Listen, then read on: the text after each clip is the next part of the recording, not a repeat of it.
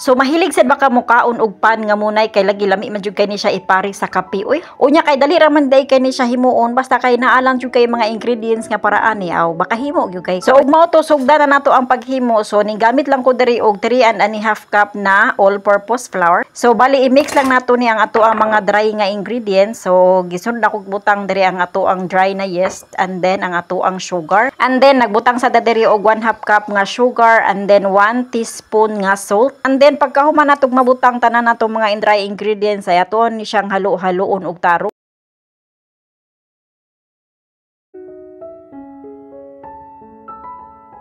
And then pagkahuman diri sa lain nga bowl atong gibutang diri ang ato ang 1 cup nga warm milk and then ang ato ang 1/4 cup nga cooking oil ug ato ang 1 egg. And then ato lang ni siyang haloon og tarong guys.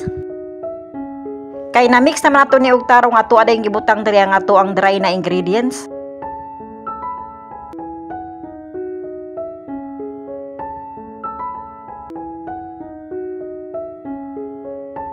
And then atuan ni siyang haloon guys, pero kung inyuhang do medyo basa-basa pa gyud siya, so pwede ra gyud mong mag-add lang gyud gamay no kanang inanay ba nga harina. So mao to pagkahuman nagbudbud lang ko diri og gamay nga harina kay ato ang i-transfer diri ang ato ang do kay diri nato siya imasa. So kani ato ang do guys, atuan ni siyang masahon sud sa napo ka minuto hantod nga mag-elastic ni siya no or soft and elastic. So kani nga part medyo kapoy gyud siya no kay labi na manumano ni ato ang gihimo, so medyo mangalay gini ato ang kamot ani og masa. Pero kung naalang kay electric mixer ay napaghago og manumano gamit ang imuhang kamot kay medyo kapoy-kapoy gid siya. And then kay nahuman naman nato ni siya og masa nya ning soft at elastic naman ni ang ato ang do. So ato na siyang ibutang diri sa ato ang bowl nga ato na siyang gipahiran og mantika. Unya ato ni siyang i-rest diri guys ug ato na siyang tabunan sud sa duha ka oras hantod nga mo double na iyahang size kani or kanang mutubo na ang ato ang do ba. So mao to ato na ni siyang kuhaon diri sa bowl guys, ato na siyang i-transfer diri kay ato ni siyang i-punch usa ano kay para magawas na iyahang gas or iyang hangin. So gwapa kayo puruyab-buyag ni ato ang do nga nahimo guys no.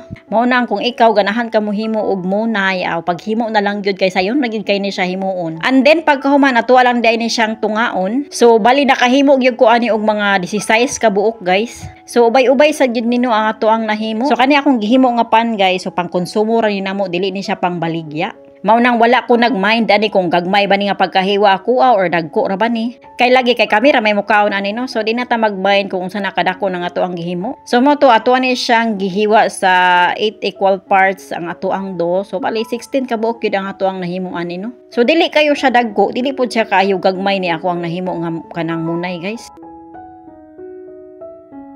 So pagkahuman ako gihiwa tanan guys, so atuan din ni siyang i-form og burag circle or lingin ba.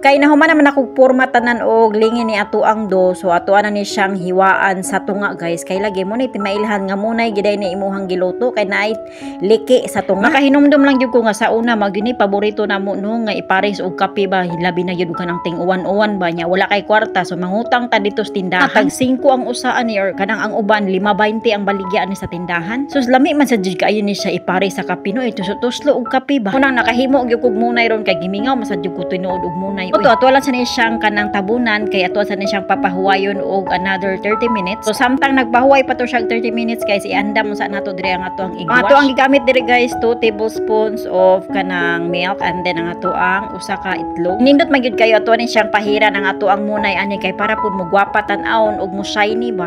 So mao to kay nahuman naman ang 30 minutes guys. So ming mao na ning tubo na niya ang ato ang munay. So ato na siyang isa-isahon og brush ani ato ang igwash hantod sa mahurot na gini siya tanan og brush no. And pagkahuman nato ni og brush tanan guys, ato din siyang i-bake sa oven so sa 25 minutes sa 180 degrees Celsius. So kailangan de guys nga gipainit nyo daan ang inyong oven usa nato ni siya isud no. Og after 25 minutes guys to ara naluto na gyud ang ato ang lamian kaayo nga munay. Actually guys gabi ni nako siya giluto. Kay lagi ang ako ang plano inig kabuntag ni nato siya kauno no. Kay lagi pan is life diri guys. So di na ta kailangan mo palit. O grabe ato siya gitilawan guys. O grabe ka lamian sa ato ang munay nga nahimo guys. Oy o grabe.